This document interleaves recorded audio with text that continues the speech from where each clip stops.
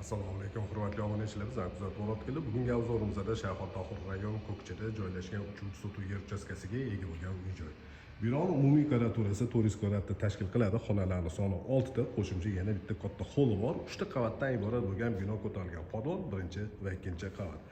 Hovliga kirish uchun alohida avtomat darvoza, alohida eshik o'rnatilgan, naviyasi tagida yozgi oshxona joylashgan va uning oldida hovli qismi uchun hojatxonasi bor. Demak, kichikroq bo'lsa ham zeleniy zonasi bor.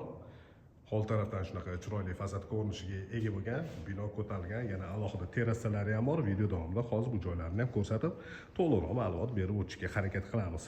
Demak, so'qillarda toshli terilgan 3 ta qavatdan iborat bo'lgan bino va bu joyda terrasani pastki qismida yana yozgi paytlarda tapcham uchun joylari ham hisobga olingan.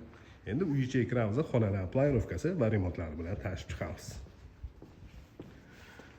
Birinchi qavatda hol, oshxona, zal, mehmonlar uchun ajratilgan yotoqxona joylashgan. Uyga kirishimiz bilan chap tarafimizda kattagina oshxona, kuxonli garniturlar yasatilgan va bu joyda katta panoramli oyna romli o'rnatilgan. Demak, pol qismida napolni konvektorlari ham bor, sovuq havo oqimini yoki yozgi paytlarda issiq havo oqimini to'sib turadi. Surilib ochiladigan romlar o'rnatilgan. O'ng tarafimizda hol qismi bor. Bu joyda mana televizoralarni ham ko'rishingiz mumkin. Demak, bu holni oyna romlari oldi hovliga qaragan. Kichikroq orqa hovlisi ham bor. Demak, chap tarafimiz oshxona, o'ng tarafimiz hol bo'ldi. O'ng tarafimizda katta zal joylashgan. Zalning razmeri uzunasiga 7 metr va eniga 4 metrda tashkil qiladi. Patologlarning balandligi 3,5 metr. Har bitta xonada termoregulyatorlar o'rnatilgan. Bu joyda sanuzel bo'lyapti. Birinchi qavat uchun umumiy sanuzelning ko'rinishi. Unitas installyatsiya qilingan, oldida video o'rnatilgan, rakinalarni ko'rishingiz mumkin. Va bu joyda mana smesitel joylashtirilgan, installyatsiya qilingan. Birinchi qavatda mehmonlar uchun ajratilgan yotoqxonani ichiga kirib ko'ramiz. Bu xonaning razmeri uzunasiga 4 metr va eniga 4,5 metrda tashkil qiladi. Va bu joyda kichikroq orqa hovlisi bor.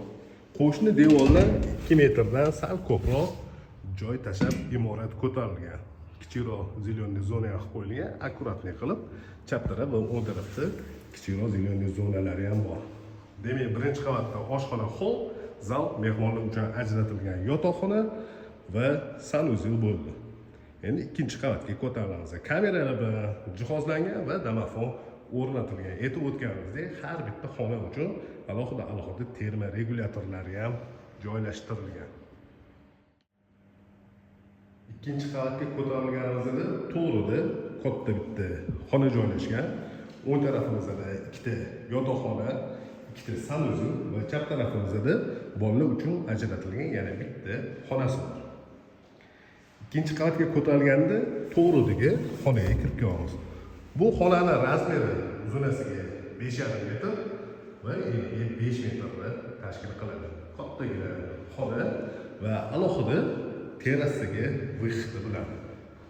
Mana shunaqa terrasa qismi bor. Bu joyda ham yaxshi termoromlar o'rnatilgan. Xonaga ahamiyat beradigan bo'lsanglar, napolni konvektorlari bor. Konteyner o'rnatiladigan joyda medniy patrubkalari hisobga olib chiqarib ketilgan. Ya'ni remont bitgan holatda konteyner uchun patrubkalar joyini teshib, sizlarga noqulaylik tug'dirmasligi uchun. Mana bu joyda ham bor, hol qismi uchun ham koridorga. Ikkinchi qavatda joylashgan umumiy sanuzel. Sanuzellar ham katta bo'lishgan. Bu joyda dushovoy.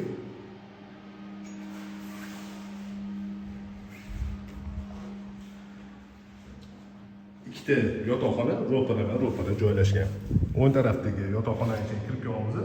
Ota-onalar uchun ajratilgan yotoqxona bor.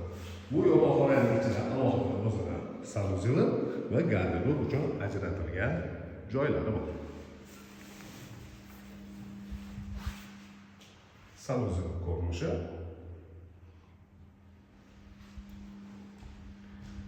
va bu joyda alohida garderobni yasatilgan shkaflari, polkalari tayyor holatda.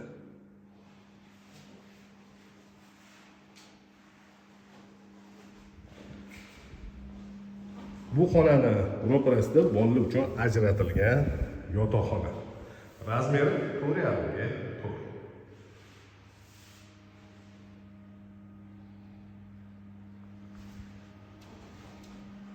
Ikkinchi qavatga ko'tarilganimizda chap tarafda yana bitta xona bor. Bu xonani ham bolalar uchun mo'ljallashgan. Demak, bu xonaning razmeri 4,5 ga 4. Patolog balandligini aytib o'tdik. Yana bir marta qaytarib o'taman. Baland patolog va katta keng yorug' xonada tushgan. Patologning balandligi 3,5 metr. Imoratda endi podvol qismiga tushamiz.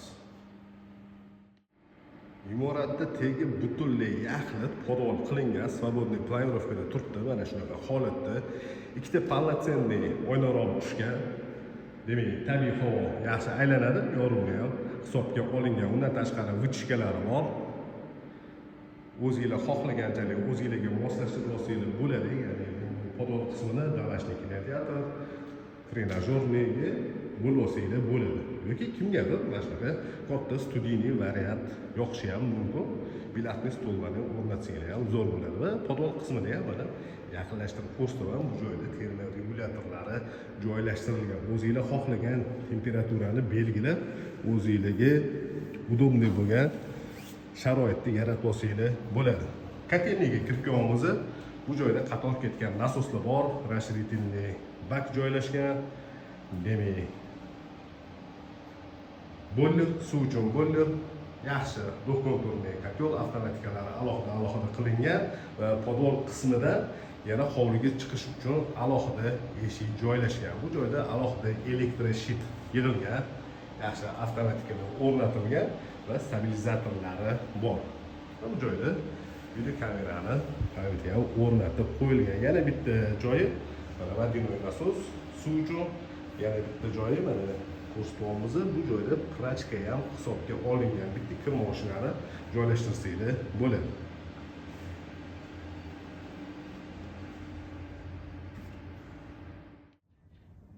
Bu ko'rsatgan uyimiz Shoxontohur rayon Ko'kchada joylashgan 300 sotix yer uchastkasiga ega bo'lgan uy-joy. Binoning umumiy kvadraturasi 400 kvadrat.